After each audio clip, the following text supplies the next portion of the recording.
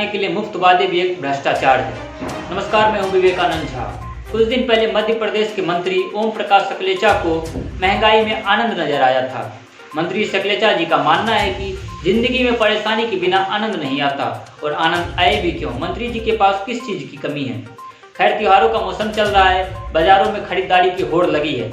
माफ़ कीजिए, खरीदारी की नहीं बल्कि खरीदारों को देखने की होड़ लगी है।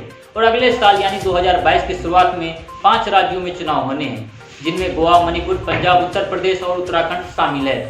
फिर वही नेताओं की चुनाव यात्रा निकलेगी और जनता को मुफ्त में तरह तरह के वायदे किए जाएंगे, जिनमें कहा जाएगा कि किसानों का ऋण माफ़ किया जाएगा, बिजली बिल माफ़ किया जाएगा, बस सेवा फ्री होगी, बैंकों में डायरेक्ट पैसे जाएंगे। ऐसे तमाम वायदे किए जाएंगे और फिर जनता उस पार्टी को वोट भी करेगी, और करे भी क्यों नहीं।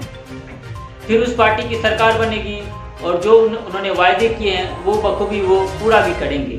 लेकिन फिर क्या जनता की स्थितियों में बदलाव आएगा? क्या शिक्षा के स्तर में सुधार होगा?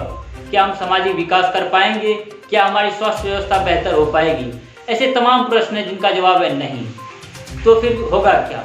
तो फिर होगा यही कि फिर अगले 5 सालों के त्योहारों में हम खरीदारी करने नहीं बल्कि खरीदारों को देखने बाजार में जाएंगे, जैसा हम अभी महंगाई के रूप में कर रहे हैं।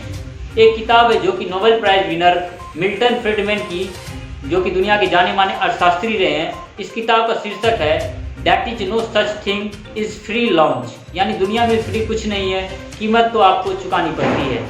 इसका अर्थ यह है कि जो भी राजनीतिक दल या सरकार चुनावी वादे करती है वो पैसे मेरे और आपकी जेब से आते हैं, और इससे यह होता है कि जहाँ पैसे लगने चाहिए वहाँ लगते नहीं हैं।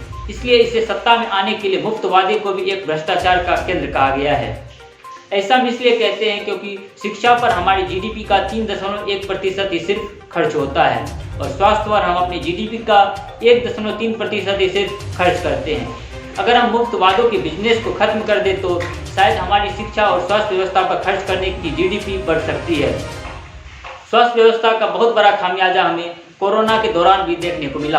यानी अगर हम अपने पूरे खबर का एक सार बताएं तो यह निकलता है कि अगर हम अपनी सरकार के द्वारा दिए गए मुफ्त वादे पर मतदान नहीं करें बल्कि विकास के मुद्दे पर मतदान करें, क्योंकि मुफ्त वादे पर मतदान करने से हमें क्षण भर फायदा मिल सकता है, लेकिन विकास के मतदान पे अगर मुद्दे पर मतदान करते हैं तो हमें जीवन भर फायदा मिलेगा। आज के लिए बस इतना ही। अगली खबर में मिलते हैं, तब तक के लिए नमस्कार।